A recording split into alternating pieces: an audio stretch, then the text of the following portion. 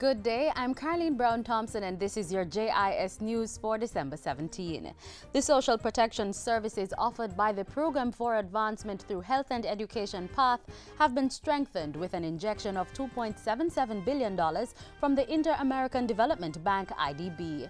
The loan support falls under the Integrated Social Protection and Labor Program, which seeks to preserve gains in poverty reduction and reduce the vulnerability of the poor during a time of economic downturn. Finance and Planning Minister Dr. Peter Phillips says the funds will be disbursed over 4 years with a repayment period of 25 years. 100% of the resources go into the PATH program with no requirement for counterpart financing. And the agreement accommodates, I should point out, retroactive financing of expenses up to a maximum of some $6 million, 20% of the proposed loan amount for a period not exceeding 18 months prior to the date of approval. Meanwhile, a revised selection mechanism for PATH's Beneficiary Identification System, BIS, will be submitted to Cabinet for approval shortly. The BIS selects persons for registration to PATH. Labour and Social Security Minister Derek Kelly says the new system seeks to make the selection process much more robust. But while we seek to expand the gains of the social protection strategy that has already been implemented, the ministry must maintain the current system to ensure their integrity. The minister was speaking at the recent loan signing ceremony between government and the IDB. He also revealed that the ministry would be carrying out the mandatory recertification of families that have been on PATH for over 4 years.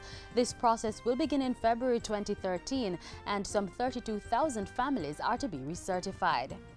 Transport and Works Minister Dr. Omar Davies says the fare increase proposed for the Jamaica Urban Transit Company is critical to the continued viability of the entity. Dr. Davies revealed on Friday that the company was in the process of applying for a fare increase, which is expected to be implemented within the first quarter of the next financial year. The present level of fares guarantees that the company will be in deficit. And the remedial measures we have had to utilize each time and over the years, this is not sustainable. We took to Cabinet recently a situation whereby the Ministry of Finance would write off the significant amounts owed by the JUTC over the past few years. And we are seeking, therefore, to regularize the accounts of the JUTC. The Transport Minister said he was not in a position to say what the proposed increase would be, as the submission had not yet been made to Cabinet.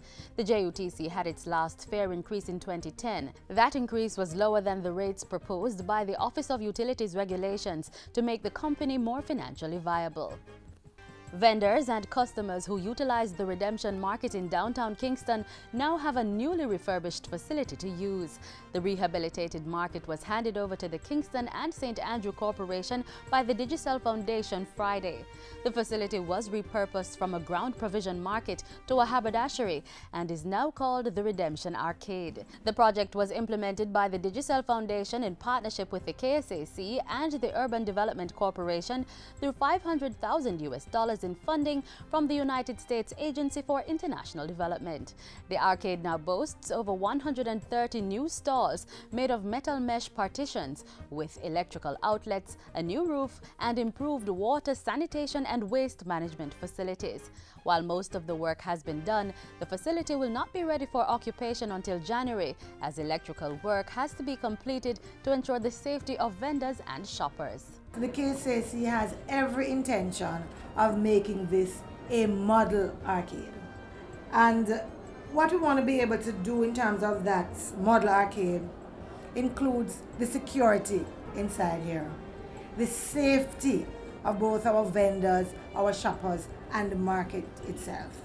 And finally, Prime Minister Portia Simpson Miller, who is also the Minister of Defense, paid tribute to the men and women of the armed forces and emergency services at a function last week. The servicemen received Diamond Jubilee medals for their distinguished service and contribution to Jamaica in a ceremony recognizing the Queen's Diamond Jubilee at King's House Friday. She congratulated the medal recipients for having demonstrated through discipline and application the importance and value of working together as a team.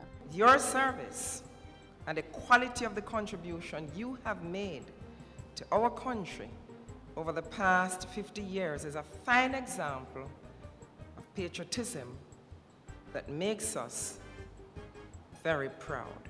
60 persons were awarded Diamond Jubilee medals by Governor General Sir Patrick Allen for having rendered service of 25 years or more. These included men and women from the Jamaica Defense Force, Jamaica Constabulary Force, the Island Special Constabulary Force, Department of Correctional Service, Jamaica Fire Brigade, and the Ministry of Health.